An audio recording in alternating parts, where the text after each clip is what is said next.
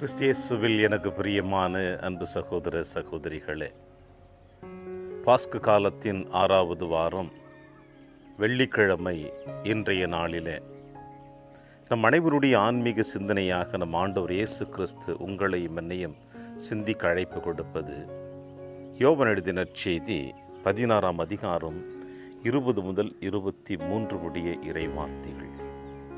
நேற்றைய நற்செய்தி வாசகத்தினுடைய தொடர்ச்சியான நற்செய்தி வாசகம்தான் இந்த வாசகம்.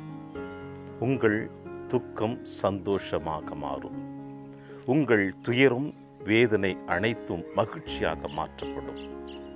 எந்த அளவுக்கு நீங்கள் துயருகிறீர்களோ, துன்புறுகிறீர்களோ, வேதனை அடைகிறீர்களோ, அவை அனைத்தும் முற்றிலுமாக உங்களுக்கு மாற்றம் கொடுக்கப்படும் என்று இயேசு வாக்குறுதி கொடுக்கிறார். எப்படிப்பட்ட வாக்குறுதி அது? துன்பத்திலிருந்து மகிழ்ச்சி எப்படி கிடைக்கும்?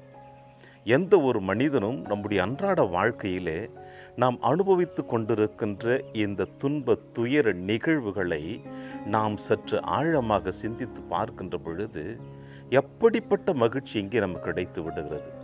வேதனைக்கு மேல் வேதனைகள் தான், துயரத்திற்கு மேல் துயரம்தான், சோதனைகளுக்கு மேல் சோதனைகள் தான். இப்படி பலவிதமான சோதனைகளுக்கு மத்தியிலும், வேதனைகளுக்கு மத்தியிலும், துயரங்களுக்கு மத்தியிலும் நாம் வாழ்ந்து கொண்டிருக்கிறோம் என்பதில் எந்த விதமான மாற்று கருத்தும் இல்லை. நம்முடைய அன்றாட வாழ்க்கையிலே ஒவ்வொரு மனிதர்களையும் நாம் சந்தித்து அவர்களோடு உரையாடுகின்ற பொழுது அவர்கள் சொல்லுகின்ற வார்த்தை இதுவாகத்தான் இருக்கும்: என் வாழ்நாளிலே மகிழ்ச்சி என்பது எனக்கு இல்லவே இல்லை. ஏனென்றால் ஒவ்வொரு நாளும் துயரத்தின் மத்தியில், வேதனைகளுக்கு மத்தியிலே தான் வாழ்ந்து கொண்டிருக்கிறேன் என்று எந்த ஒரு மனிதனும் சொல்லுவான். குறிப்பாக பார்க்கின்ற பொழுது விவசாயி தன்னுடைய நிலத்தில் விதைக்கப்பட்ட விதைகள் எல்லா நேரமும் அவனுக்கு வெற்றியை கொடுத்திருக்கிறதா? இல்லை.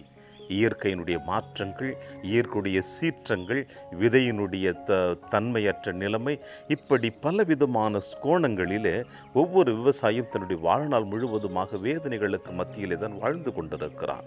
அது தொழில் ரீதியாக இருக்கட்டும், எப்படிப்பட்ட தொழிலை ஒரு மனிதன் ஆரம்பித்தாலும் அவனுடைய வாழ்க்கையிலே பல நேரங்களிலே தோல்விகளை சந்தித்து கொண்டுதான் ஒரு சில நேரங்களில் வெற்றியை சந்தித்து கொண்டிருக்கிறான்.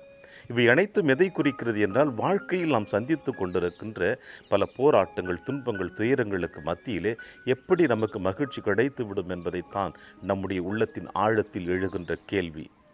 ஆனால் இறைவனுடைய பார்வையில் நம்முடைய துயரம் ஒரு நாள் நிச்சயமாக மகிழ்ச்சியாக மாற்றப்படும். அதற்கு நம் ஆண்டவர் இயேசு கிறிஸ்து கொடுக்கின்ற ஒரு அற்புதமான உதாரணம் என்ன தெரியுங்களா? இன்றைய நற்செய்தி வாசகம் சொல்லப்படுகிறது தான். 21வது இறைவசனம் நமக்கு அழகாக சொல்லுகிறது: பிள்ளையை பெற்றெடுக்கும் பொழுது தாய் தனக்கு பேறுகாலம் வந்து விட்டால் வேதனை அடைகிறாள். ஆனால் பிள்ளையை பெற்றெடுத்த பின்பு உலகில் ஒரு மனித உயிர் தோன்றியுள்ளது என்னும் மகிழ்ச்சியால் தன் வேதனையை அவர் மறந்து விடுகிறார். என்ன ஒரு அற்புதமான ஒரு உதாரணத்தை இயேசு நமக்கு கொடுக்கிறார் பாருங்கள். ஆதியிலிருந்தே இந்த உலகம் அழிகின்ற வரையில், மறைகின்ற வரையில் எந்த ஒரு உயிரினங்கள் பிறக்கின்ற பொழுது அந்த குடும்பமாக இருக்கட்டும், அந்த பகுதியாக இருக்கட்டும், எல்லா இடங்களிலுமே ஒரு மகிழ்ச்சி தான் காணப்படுகிறது. ஏனென்றால் ஒரு குழந்தை பிறந்திருக்கிறது என்ற மகிழ்ச்சி. ஆனால் அந்த குழந்தையை பெற்றெடுப்பதற்கு முன்னதாக அந்த தாய் படுகின்ற வேதனையை சற்று நாம் பார்ப்போமே. எத்தனையோ மீடியாக்களில் நாம் பார்த்து கொண்டிருக்கின்றோம், எத்தனையோ குடும்பங்களில் நாம் அனுபவித்து கொண்டிருக்கிறோம். தன்னுடைய பிள்ளையை பெற்றெடுக்கின்ற பொழுது ஒரு தாயானவள் எந்த அளவிற்கு வேதனை அடைகிறாள், துயரம் அடைகிறாள், சோகத்தில் ஆழ்த்தப்படுகிறாள். வலி தாங்க முடியாமல் கதறுகின்ற சூழ்நிலை கூட நம்மால் காண முடிகிறது. ஆனால் அதே தாயானவள் தன் குழந்தையை பெற்றெடுத்து விட்ட பிறகு அந்த தாய்க்கு கிடைக்கின்ற மகிழ்ச்சி வேறு எதிலும் கிடைத்ததில்லை. ஏனென்றால் அந்த குழந்தையை பார்க்கின்ற பொழுது அந்த தாய் மகிழ்ச்சி அடைகிறாள். இதைத்தான் இயேசு அழகாக சொல்லுகிறார். இயேசுவினுடைய பெயரினால் கிறிஸ்தவத்தை தாங்கி கொண்டிருக்க நாம் அனைவருமே இறைவனுடைய பிள்ளைகளாக வாழ்ந்து கொண்டிருக்கின்ற பொழுது நாம் கிறிஸ்துவை நம் இதயத்தில் தாங்கி பிடித்து கொண்டிருக்கிறோம். அன்னை மரியாள் கருவில் தாங்கி பிடித்தால் நாம் இதயத்தில் தாங்கி பிடிக்கிறோம். அந்த இயேசுவை நாம் ஒவ்வொரு முறையும் பிறருக்கு எடுத்து கூறுகின்ற பொழுது அது வலியாகத்தான் இருக்கும், வேதனையாகத்தான் இருக்கும்.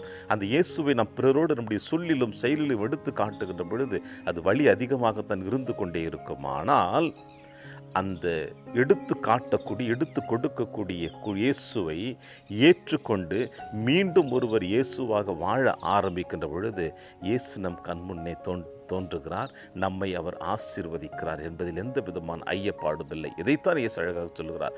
ஒரு தாய் தன்னுடைய குழந்தையை பெற்றெடுக்கின்ற பொழுது வேதனையோடு இருக்கிறாள். தன் குழந்தையை பெற்றெடுத்து விட்ட பிறகு அந்த குழந்தையை பார்த்து மகிழ்ச்சி அடைகிறாள். நாம் நம்முடைய வாழ்க்கையில் இயேசுவை எப்பொழுதெல்லாம் பிறருக்கு கொடுக்கின்றோமோ அப்பொழுது வழியாகத்தான் இருக்கும். ஆனால் அந்த இயேசு அடுத்தவரோடு வாழுகின்ற பொழுது அது மகிழ்ச்சியாக இருக்கும் என்பதை இயேசு நாளிலே அழகாக தெளிவாக சொல்லி முடிக்கிறார். எனவே இயேசுனுடைய வார்த்தைகளை ஏற்றவர்களாக என்றும் இயேசுக்குரியவர்களாக நாம் தொடர்ந்து வாழ இந்த பாஸ்கு காலத்தில் நாம் பயணிப்போம். இறையாசிர் என்றும் உங்களோடு.